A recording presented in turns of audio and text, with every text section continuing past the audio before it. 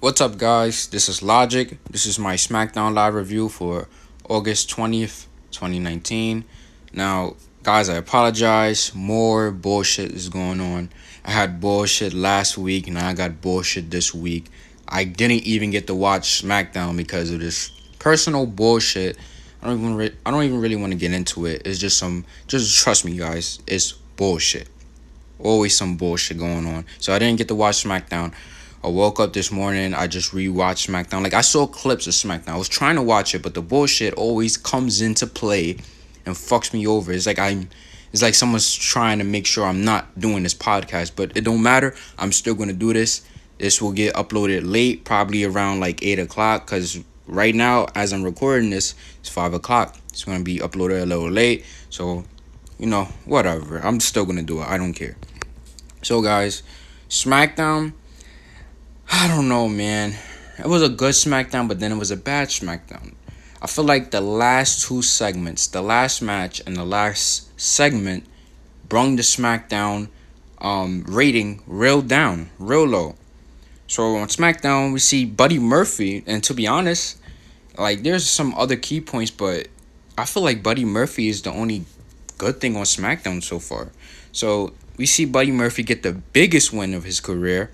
Great match between Daniel Bryan, and we seen WWE basically kill the most intriguing storyline we had with their lazy storytelling.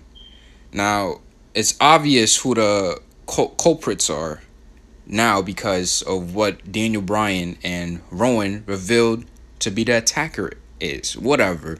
They kind of killed it. I don't know, the way the story was going, I just felt like they had a legit person, like a legit wrestler, to blame the incidents on, but we get some random guy that looks like Rowan. And honestly, it wasn't that hard to find a guy like Rowan. Like, this Rowan looks like a biker. So they just got some random biker guy, right? And they just said, basically, Rowan didn't do it. This guy did it. You just thought it was Rowan. I don't know. I don't really like that storyline. The crowd was chanting for Luke Harper. I wanted Luke Harper. I heard other people talking about Luke Harper. I don't know. They kind of killed the storyline with just having some random old guy there that looks like Rowan. And yeah, the push for Shane McMahon continues. Shane McMahon is already getting involved in the King of the Ring, and I have a bad feeling that this tournament is going to be built around Shane McMahon. I will get to that once I get to the main event, because kind of screwed. Basically they did it backwards. I thought what they was going to do tonight was going to be in the finals, but they did it tonight. So it doesn't make sense. SmackDown, the last couple segments, the last match and the last segment at the end basically brought the show down a lot. So let's get into this, guys. Like I said, guys, I couldn't watch SmackDown last night because of some bullshit, and I didn't live tweet, so I apologize. I didn't get the live tweet, but guys, still follow my Twitter. Is at Logic is Key YT. That's at Logic is Key YT. I will be live tweeting for NXT. Even though I didn't get to live tweet for SmackDown, don't worry, I'm still gonna do this. It's just always some bullshit going on in my life that's just fucking me over. I had to rewatch this whole SmackDown this morning, and I rewatched it twice because I just the way the bullshit was like playing with me, it really just annoyed me, and I just had to rewatch it because I wasn't really paying attention to SmackDown. So SmackDown. Oh, by the way, let me finish my plug. like my video, comment, subscribe, guys. You know the deal. The more I get, the more YouTube pushes my video out. So you guys, help me out, help a brother out. So you feel me? We start off SmackDown with Randy Orton cutting a great promo on Kofi Kingston, and basically the whole promo he's calling Kofi stupid, and I really enjoyed this promo. So Randy says, unlike Kofi, he's not a liar, and the truth is, at SummerSlam, Kofi ran from a fight against him in front of his family, and the reason being that Kofi Kingston is stupid. Orton says last week he gave Kofi the opportunity to prove himself and he failed. Kofi got hit with the RKO twice because Kofi is stupid. Now the crowd was booing Randy. Randy was like, shut up, I'm not finished.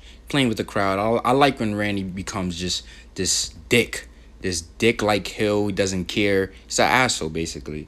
So Orton says last night, with the help from the revival, they decimated the revival, the New Day. And the best part was when he held Kofi and made him watch as they shattered Xavier's foot or his leg. Why? Because Kofi Kingston is stupid. Orton says Kofi fails every time he's given a chance to prove himself, and the powers of positivity is crushed through RKO. Well, he didn't get the finish saying RKO, but he's RK, and then Kofi Kingston, his music starts playing or whatever. So Randy, like a typical dummy, as every WWE superstar does, he looks at the entrance ramp. Nobody's coming. Continues to look at the entrance ramp. And this was like a RKO out of nowhere. The camera was showing Randy's face. They wasn't showing what was going on behind him. Basically, Kofi Kingston came up from behind, hit the Trouble in Paradise out of nowhere. And it was like Kofi chants. Kofi was talking trash. And Kofi goes outside, gets a steel chair, drags Randy to the same position that Xavier was in last night or 2 nights ago. So yeah, he puts his leg in between the chair and he's about to jump and do the same thing. Then the revival run out for the save, and basically Kofi beats the revival. And I like this because later on we see the revival again in a match, and they're selling the injuries that Kofi gave them. Kofi beats the revival, and this is what we've been missing. A lot of people have just been tired of the reign of Kofi because, like, I get the positive outlook to it, but you're throwing pancakes all day and you're the WWE champion.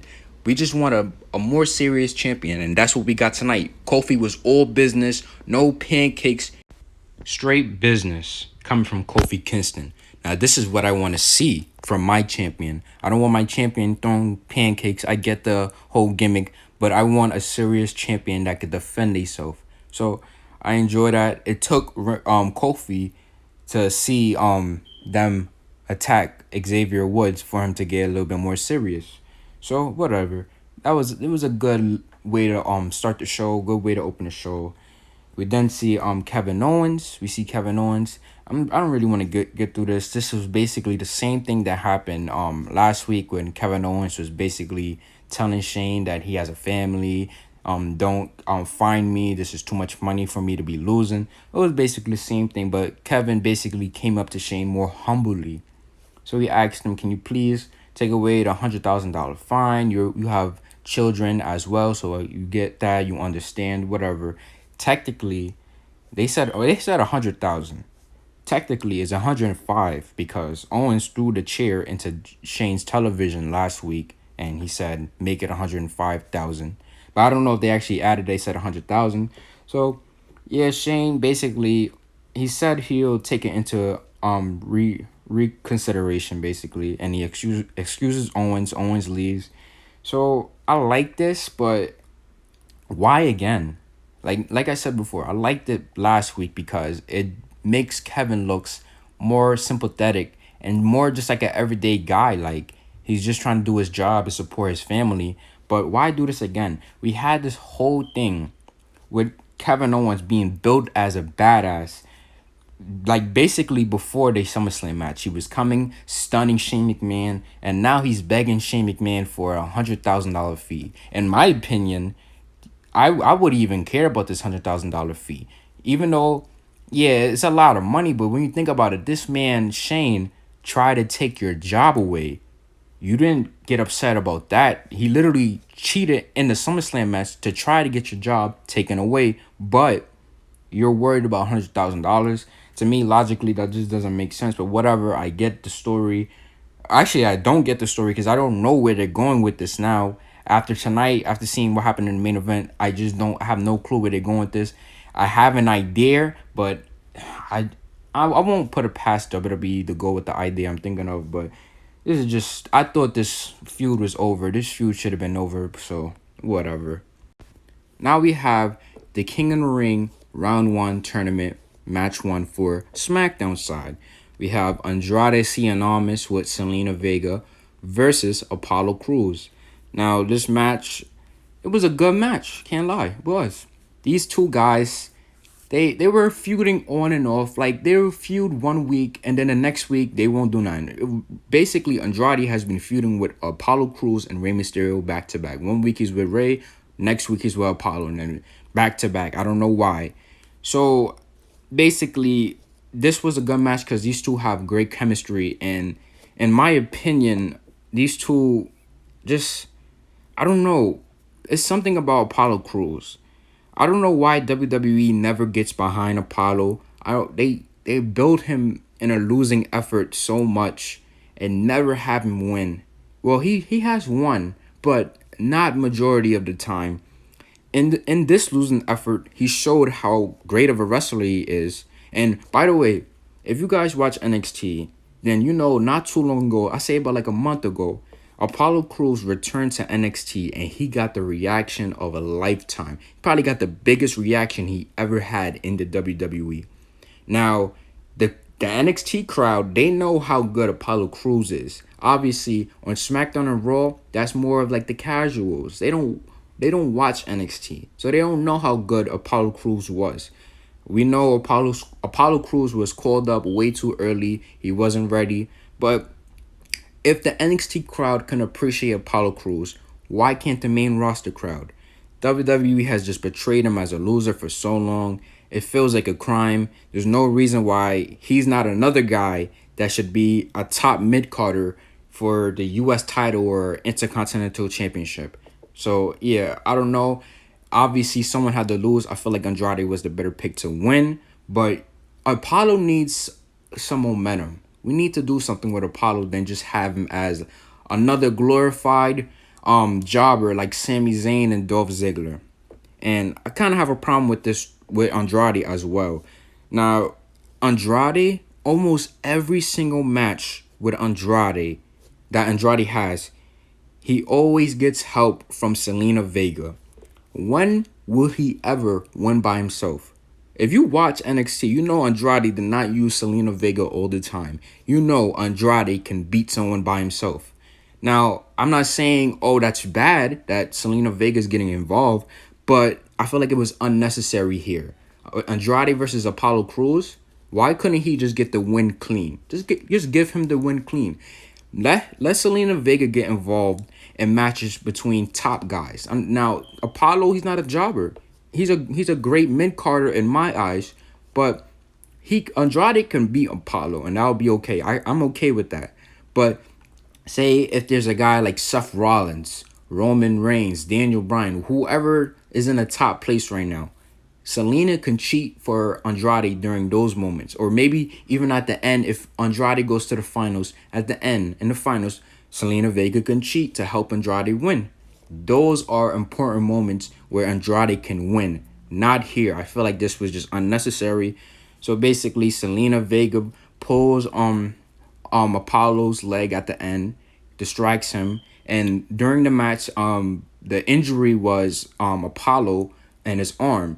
So basically, Andrade hits the his little running. He goes for like the knee or the kick, and then he switches it to the elbow. I love that move. He does that, does the hammerlock DDT, 1, 2, 3, and Andrade wins. He goes on to the second round. Yeah, I just feel like he just did not need to cheat to win. This could have been a match he could have just won clean, no problem. But at the end of the day, it was still a good match. It showcased both talents. These two have great chemistry, and yeah, it was a good match, so whatever. Next, we see Daniel Bryan and Rowan.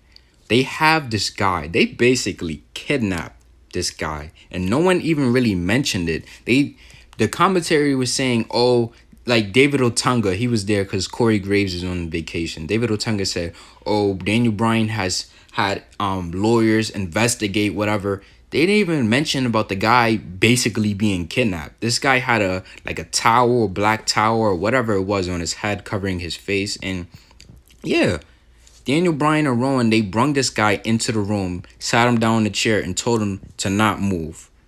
So they kidnapped this random guy, and obviously you can see his face in my my thumbnail, the video that you're watching right now. He looks just like Eric Rowan, but they kidnapped this guy and told him to stay in the room. No one really mentioned that he got kidnapped. I don't know. Anyways, next up we have Elias. Elias is walking, playing his guitar, regular Elias stuff.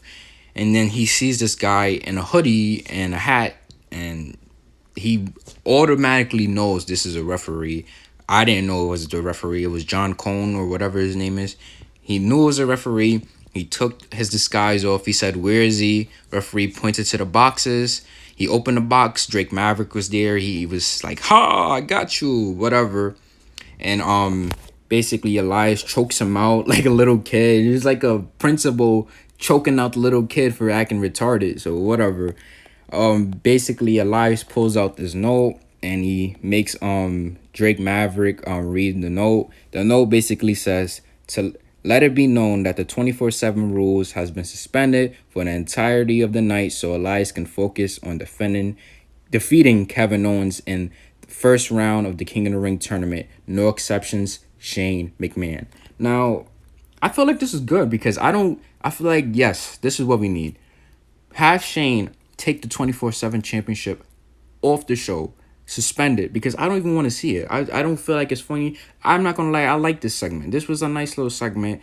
It showed how desperate what's his name, Drake Maverick is to win that title again. He still hasn't, done it with his wife yet. He's still trying to get that championship. So I just like that segment. That segment didn't bother me like most nights. It normally bothers me, but it's good. They suspended. Now I don't have to see R-Truth acting like cringy or a whole bunch of jobbers running and chasing Elias for the belt. So I actually liked it, and it's better because now they can focus on more important things like the King of the Ring. But as you know, they didn't really do too well on the King of the Ring segments or this King of the Ring match at the end. We now have the moment of bliss. I mentioned this before. The Alexa Bliss push is real. Alexa Bliss is the women's tag team champions with Nikki Cross. And before, the women's tag team champions weren't on the show every week. Now it is, just because it's on Alexa Bliss. I'm not mad about that. I'm happy we're seeing the titles, but the only reason we're seeing the titles is because it's on Alexa Bliss. But whatever. So their guest tonight was Charlotte Flair, and Charlotte Flair actually requested this time because she wanted to make a point. So Charlotte comes out, whatever. She doesn't really want to sit on the chair that Alexa has for her. She sees the King of the Ring throne and says that's more of her style. Whatever, she's the queen. So Bliss says her win against Trish Stratus is kind of seen as Trish passing the torch to Charlotte. And Charlotte says she didn't pass the torch. She took the torch.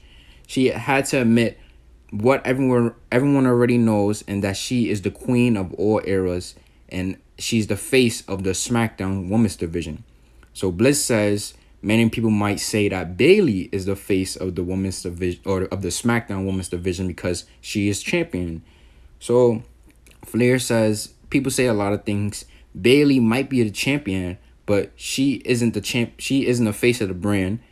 You don't put Bayley on red carpets or interviews, whatever. Basically, she's basically calling Bayley a child. She basically talked about her side ponytail, and basically, in my eyes, the way I was thinking about this is WWE kind of like burying Bayley. Not really, but like a little bit, because obviously we know the type of woman they like. They like the tall blonde with the big breasts, nice little booty. Charlotte don't really got booty, but you feel me? The tall blonde with the blonde hair, same like Lacey Evans, Charlotte Flair type woman. So it's true. They are gonna put out more of Charlotte Flair to like red carpets or in interviews or whatever. They're not gonna have Bayley because that's not the type of image they want. So Bayley interrupts her and she brings her title out. Bayley basically says, enough with the same old stuff, Charlotte. Stop bragging. Enough with the insults. You can treat Bayley like an afterthought, but at the end of the day, Bayley is the champion and it seems like excuses. And since Bayley is the champion, that means she's better than Charlotte, and that eats Charlotte up. So Charlotte basically says, go back and look at SummerSlam. People weren't talking about your match between Ember Moon. They were talking about me defeating Trish Stratus. Bayley basically Charlotte says she's gonna clean up the mess and beat up Bailey at Clash of Champions and take her title. So Bailey says, "Oh, so that's a challenge." She accepts, and basically Bailey pushes Charlotte off the chair that she's sitting on, and she kind of landed on the table. Kind of looked a little rough, but I didn't. It was whatever. The way Bailey cuts promos is something missing. I don't know. I feel like she's just so nervous. Like I don't know if that's just how she literally acts because that's her character, but there's just something missing in Bailey's promo. I don't I don't love it, but I don't hate it, but I just know there's something missing. And by the way, let's talk about this real fast. Why is Charlotte Flair getting another shot for the title? Now I know she beat Trish Stratus, but she did not mention, "Oh, I deserve a title shot because I beat Trish Stratus." She just mentioned that Trish Stratus and her match outshined Bailey and Ember Moon's match, and that's true. But she didn't mention, "Oh, I beat Trish Stratus, so I think I should get a title reign." I think she should have mentioned that. And this is pretty obvious what they're gonna go with this. Like they're gonna give Charlotte, I don't even know where she's at, the ninth title reign, the 10th title reign. Obviously, this is all to build up Charlotte to make her another like a 16-time champion, like her father, another championship for no reason. But here's the question I have to say. The SmackDown Women's Division is lacking star power because no one's built up except for Charlotte. So, when Charlotte beats Bailey at Clash of the Champions, who is Charlotte going to face after that? I don't know. I would like to see Asuka, but obviously WWE doesn't treat Asuka like she's important. They have her with the Kabuki Warriors. Well, they have her with Kairi Sane. They call them the Kabuki Warriors, and they're not doing nothing with her. So, I don't know. I just feel like this whole push with Charlotte just to get her to the 16 reign or whatever reign they want to get her to, so dumb because they're not building anybody else up. It's all mainly Charlotte. So I don't know. The women's division is on SmackDown. It feels so boring and lifeless. You know what I mean? Like it feels like there's no one else available except for Charlotte. So after that whole segment, we have Buddy Murphy getting ready. He's about to have his match with Daniel Bryan. And Roman Reigns, he comes in the locker room that Buddy Murphy's sitting in. Murphy immediately stands up because obviously last week he said he lied about Rowan attacking Roman Reigns and the incidents. So obviously he's probably thinking, "Oh, now Roman's about to come for me." Roman asks him if he's lying to him or Daniel Bryan and Rowan. He said he's pretty sure he saw Rowan. Roman got upset. He's like, "I don't need to hear I'm pretty sure. I hear a yes or no." Murphy defended himself. He said, "I'm pretty sure it was Rowan." Like basically getting his point across. It was Rowan. I lied because he had his forearm in my face basically. And then Roman said, "I hope you're telling the truth, because if I find out that you're not, I'm gonna come back and I'm gonna whoop your ass." Simple as that. And in a way, like he didn't like make Buddy Murphy look bad here. In a way, it was like more of respect. Like he had more respect for Buddy Murphy after the match that they had. So I enjoy this. It's not like, oh, like 2 weeks ago, whatever weeks ago it was, when he was just throwing Buddy Murphy around in the locker room. He's beating him up, making him look weak. I actually enjoy this because, like I said, the respect, it seems like the respect is there between these two competitors. Here we go to the, basically, in my opinion, the highest and greatest point of the night. Buddy Murphy versus Daniel Bryan. And what do we have? Another great match from Murphy. Now, this wasn't as good as last week. I don't know. I really enjoyed this match, but I just feel like the match against Roman Reigns was just a little better, just a little bit. Don't get me wrong, I love Daniel Bryan. He's probably my favorite heel in the company right now.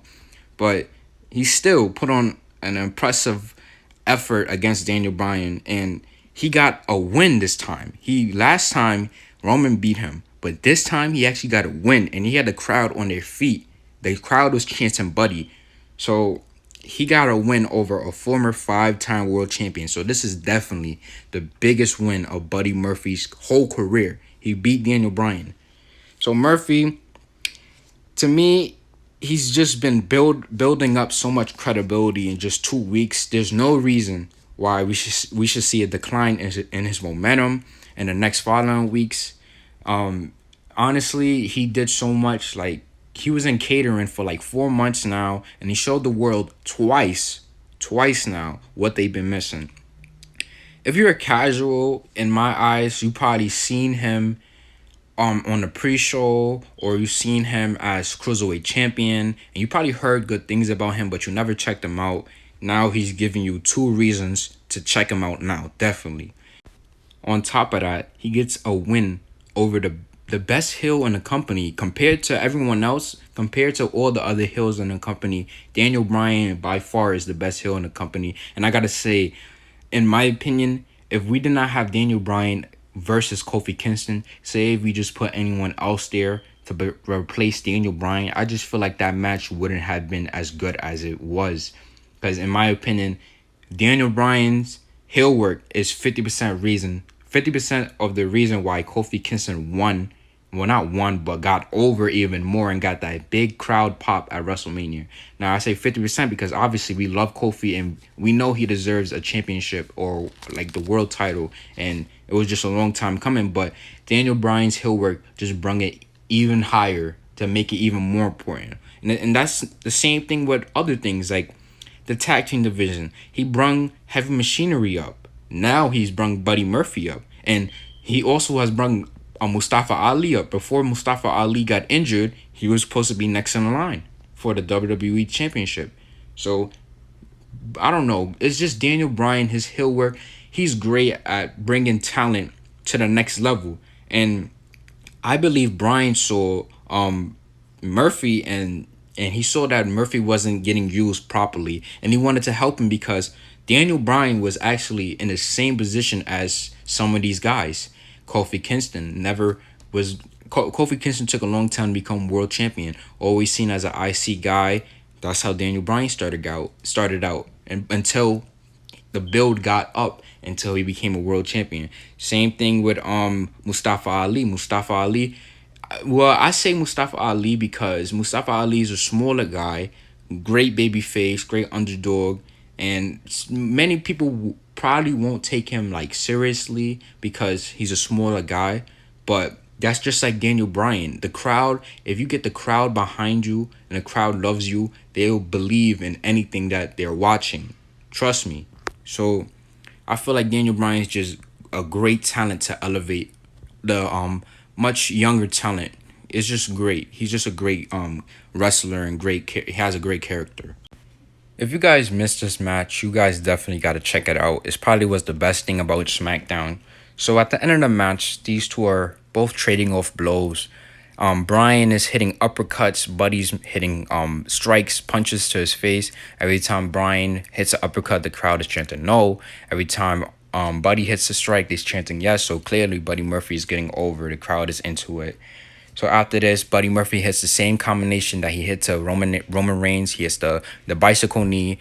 Then Bryan's on his on his, he's kneeling down on one knee, and he brings him in for another knee, and then he deadlifts Bryan into a brainbuster. That combination is just beautiful. I love it. He goes for a pin, but it's a near fall. But Bryan doesn't kick out. He actually puts his leg on the rope, and as he does that, Eric Rowan, or just Rowan, his name is not Eric anymore. Rowan gets on the apron just to tell the referee, look, his leg is on the rope. His leg is on the rope. So as this happens, Murphy's distracted because Rowan's up on the apron, and Bryan tries to roll him up real fast. Murphy kicks out, and Bryan he basically pushes Bryan toward Rowan, and Bryan no, he runs at Daniel Bryan and tries to hit a super kick, but Bryan dodges it and he hits Rowan. So Rowan gets knocked down. Daniel Bryan basically goes for another roll up. Murphy kicks out again, and then he hits another bicycle knee. I love those bicycle knees. Like example, Aleister Black. Aleister Black and Buddy Murphy's bicycle knees. I think Sheamus does it too. I just love when people do that. That's like one of my favorite like strikes. So he hits the bicycle knee, and then he hits the Murphy's law, and then it's over. 1, 2, 3. He beats Daniel Bryan clean at that. No BS. He beats him clean. So this is probably like the biggest win of his career. Beat a former champion, 5-time champion at that, and Yeah, Buddy Murphy has a lot of momentum now, and the way I'll put him as, I wanted him to be heel, but I think he should be babyface because the crowd is really getting behind him.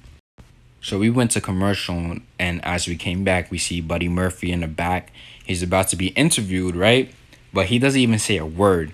Daniel Bryan, and I apologize if you guys hear rain in the background. It just started raining out of nowhere. I apologize if you hear that. But Buddy Murphy didn't even get to say a word. Daniel Bryan and Rowan come out of nowhere and they attack him. Now, I enjoy this attack because it's more sympathy for Buddy. Buddy has just been getting beaten up left and right. Every time he goes backstage, he gets beaten up. So basically, Rowan is beating him up, throwing him all around. Bryan is yelling at him, saying, "You didn't deserve that." Basically, he didn't deserve that win. He's yelling at him, telling him, "Oh, Rowan, pick him up, pick him up." Rowan goes for the iron claw, and he slams him into some like production crates or whatever. Bryan is yelling at him, calling him a cowardly liar, and then some WWE officials, some refs, people backstage, they come break it up and they go away and walk away. So I enjoyed this attack, and I actually want this attack to play into the King of the Ring. Now, I said this was a good attack because you can factor this into the King of the Ring. Obviously, I feel like Buddy Murphy is not going to win against Mustafa Ali. Now, I'm excited for that match. We've seen this match a lot because these two were on 205 Live. They had many matches on 205 Live. But if you're gonna have Murphy lose and have Ali win, have Murphy sell this attack. So next week, going into this match, have him like I don't know, have taped up ribs or just taped up, selling the match, and this makes Ali looks good because Ali wins. Murphy still can look good and be a face and continue his feud with Daniel Bryan and Rowan, and it just continues the story. Don't mess up his momentum. I just have a feeling that they're not gonna have him win.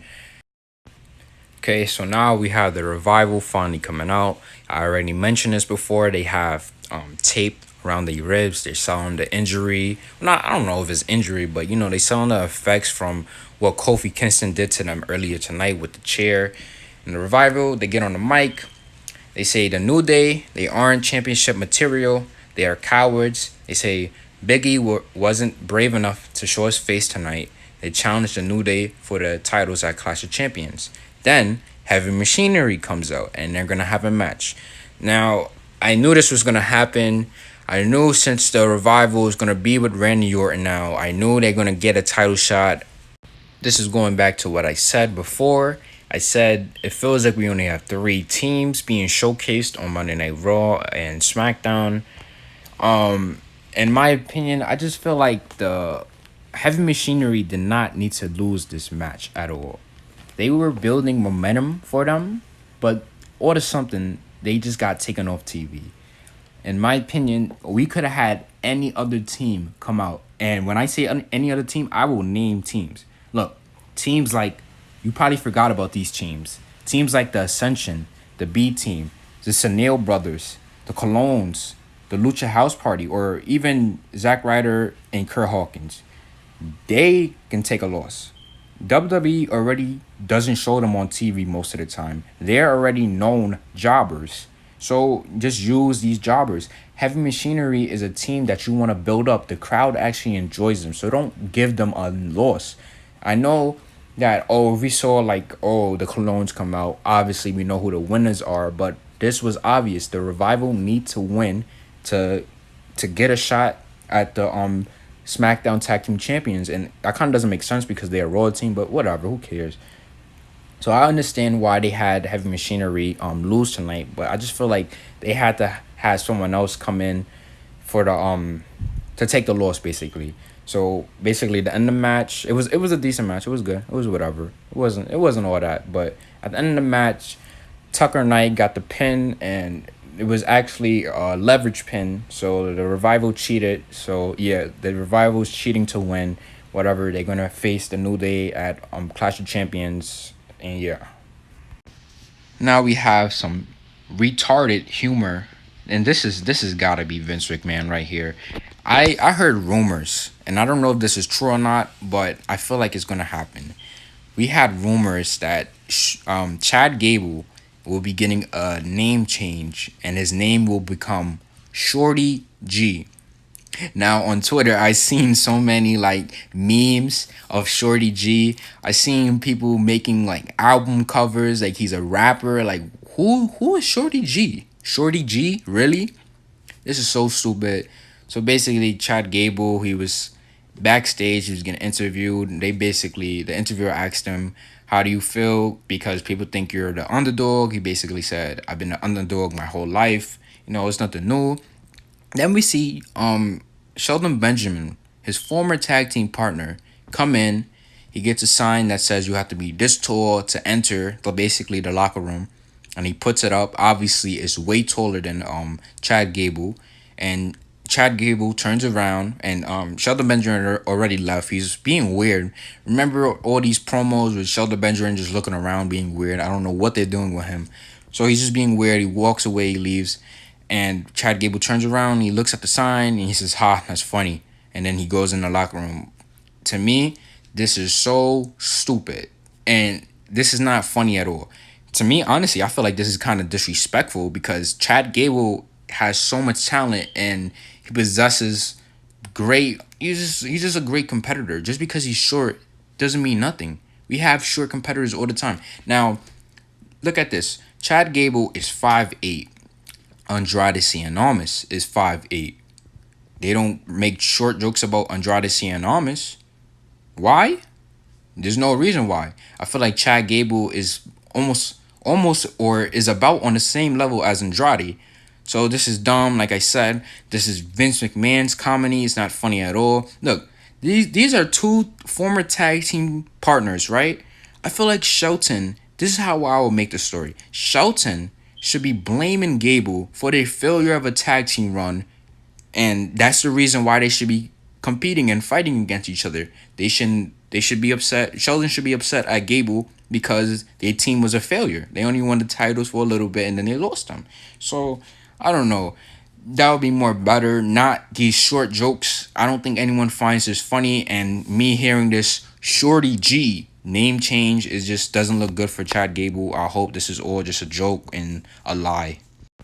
So we have Miz TV now, and Sami Zayn has requested his time, and I think this is basically where this go as this segment goes on and we get to the point. I feel like this is like kind of the best role for Sami Zayn because WWE obviously doesn't treat him the way he should be treated. Sami Zayn is a great wrestler, but they just see him as a jobber, another glorified jobber. But Miz says he's been doing a lot of losing, and he imagines Sami has a lot of thinking to do.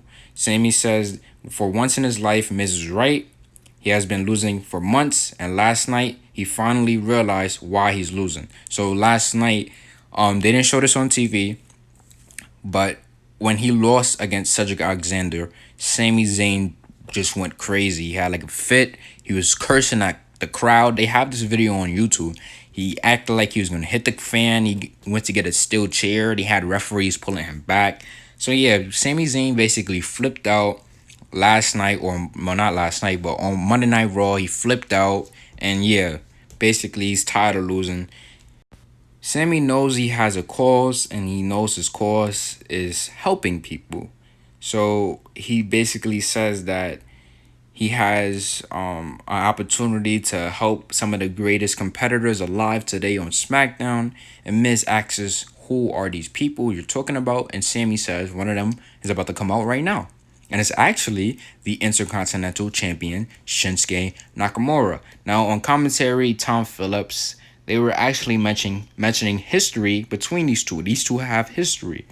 If you remember, NXT TakeOver Dallas, these two had one of the greatest matches, and the debut of Shinsuke Nakamura, one of the greatest matches ever. I enjoy that match. I love that match. I go back to watch that match all the time, like every other day. Well, not legit, but like every time I get bored, that's a match you just watch and you won't be disappointed. It's a great match. So Miz asks Nakamura why you're associating yourself with Sammy, and Sammy cuts him off and says, "What language do you want Nakamura to speak in? English? He's Japanese. He's an artist. He's a poet. And if you understand the pain that a poet goes through, you then you know how he feels basically. And Sammy says he's a poet and artist as well, and they have a bond that no one would understand. Back to the history, they had a great match, so I feel like they do have a bond. And basically, they attacked Miz, whatever. Nakamura hit him in the back at with the championship, and Sammy was trying to actually get Nakamura off him because Nakamura was kneeing him, but then Nakamura hits a Kinshasa again, and yeah, whatever. They together now. I enjoy this because, like I said before, if they're not gonna use Sami Zayn in the proper way and just give him a just a great great storyline to become great again, because Sami Zayn has just become a loser. If they don't do that, then this is the best like place to put him, because Sami Zayn can get a crowd angry. He can give himself and Nakamura some more crowd heat. Now, I don't want to see babyface Miz versus Nakamura for the IC championship. As I mentioned before, Mustafa Ali was supposed to get this opportunity against Nakamura. He never got it. So this makes me believe that the Miz is in the King of the Ring tournament as well. So this makes me believe that Mustafa will actually beat Buddy Murphy next week on SmackDown, like I said, and Miz will lose against Baron Corbin on Monday in the King of the Ring round two. So, well, no, still round one, right? Yeah, still round one. So if the Miz is losing, he's most likely going to get an Intercontinental Championship shot. And by the way, I seen this on Twitter. Miz is an 8-time I'm going crazy. 8-time Intercontinental Champion. Good Lord, 8-time World Champion. 8-time Intercontinental Champion. You know who holds the record for most Intercontinental Championships? Chris Jericho.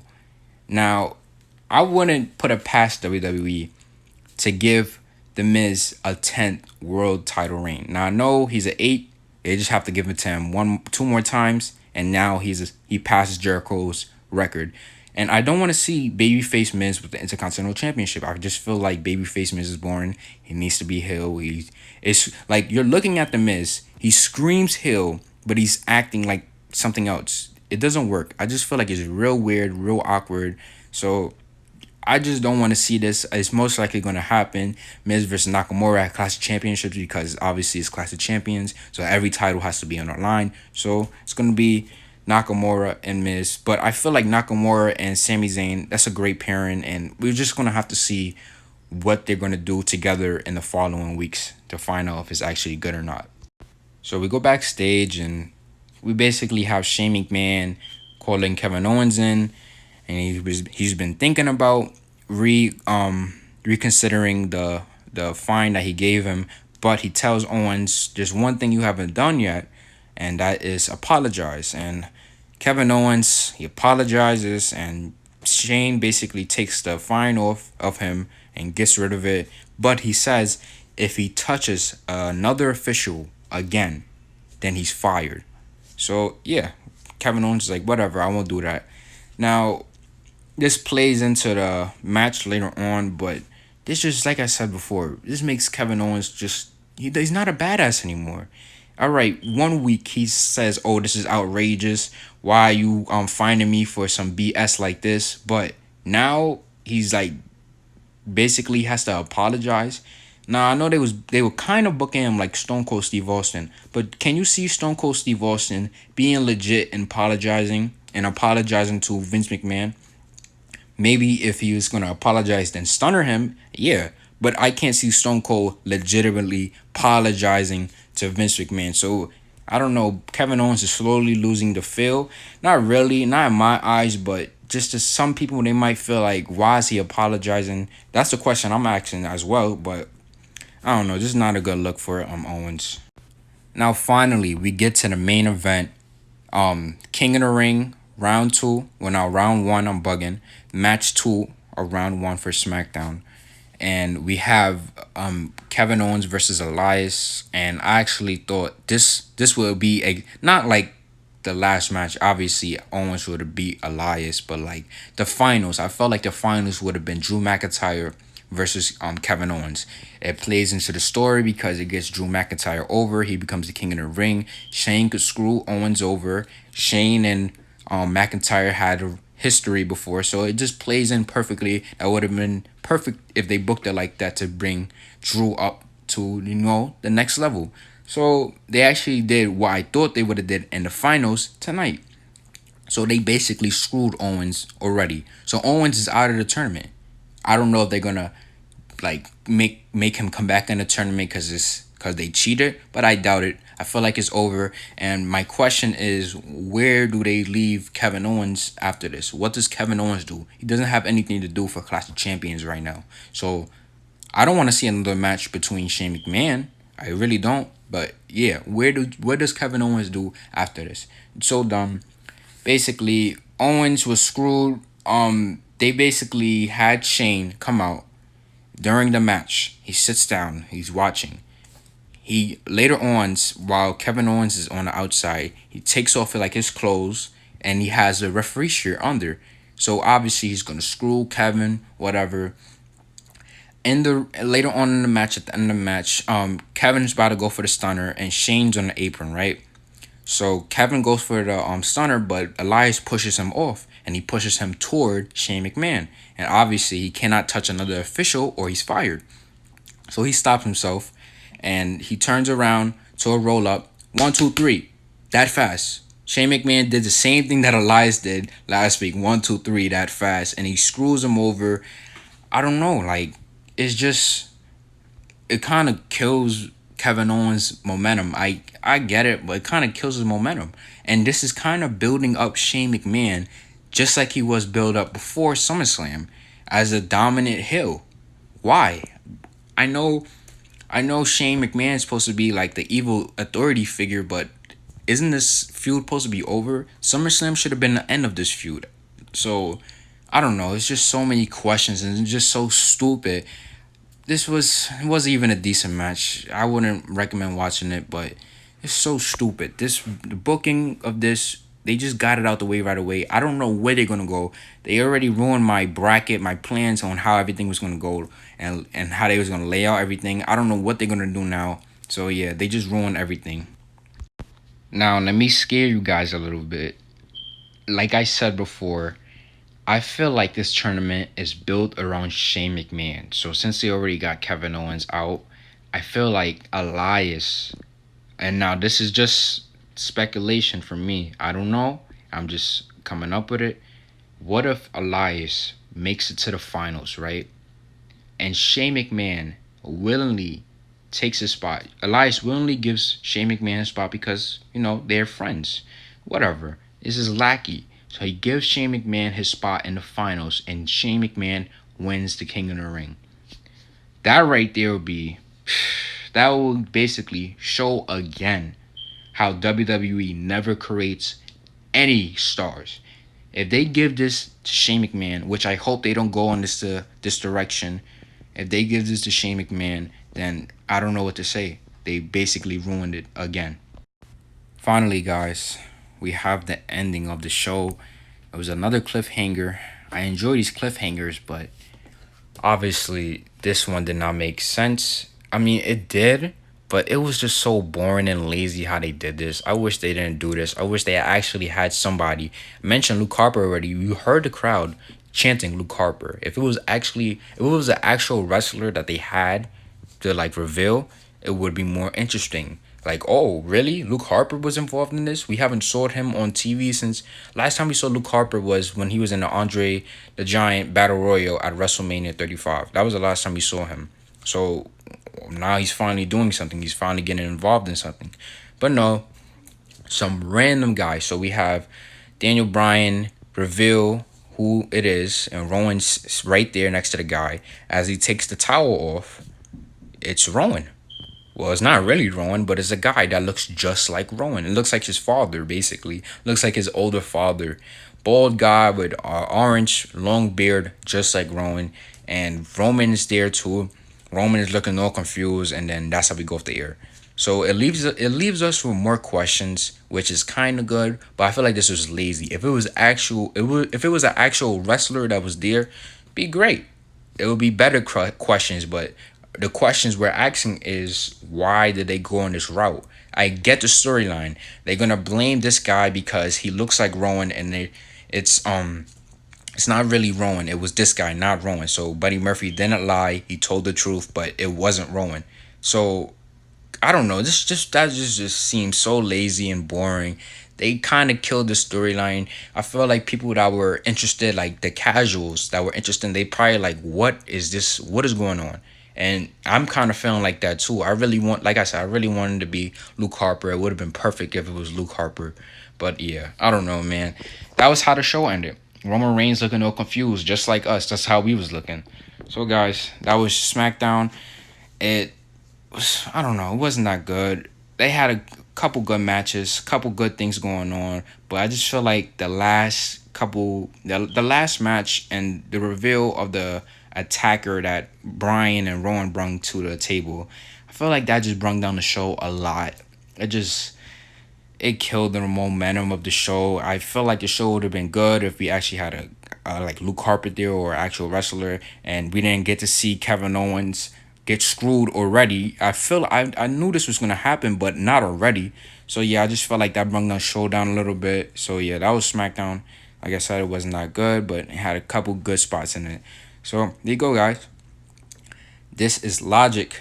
Logic is Key YT is my Twitter. Make sure you follow that. At Logic is Key. I definitely will be live tweeting for NXT. I know I did a live tweet for SmackDown. I already mentioned it in the beginning of the video. But you guys know the deal. Always some bullshit. Anyways, like my video, comment, and subscribe. Build my channel. Help me out, guys. Need all the support I could get. Thank you guys for listening to this show. And I'll catch you guys next time. And by the way, I will be talking about NXT going to the USA Network for NXT. I will be having that out tomorrow on Thursday. So guys, be ready for that. I'm gonna be going into detail about it, and then I'm gonna be reviewing the show on NXT. Again, guys, thank you for listening to my show.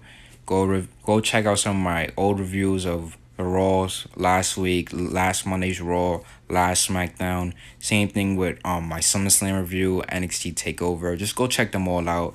I just need some more views, guys. But thank you guys for listening. I'll catch you guys later.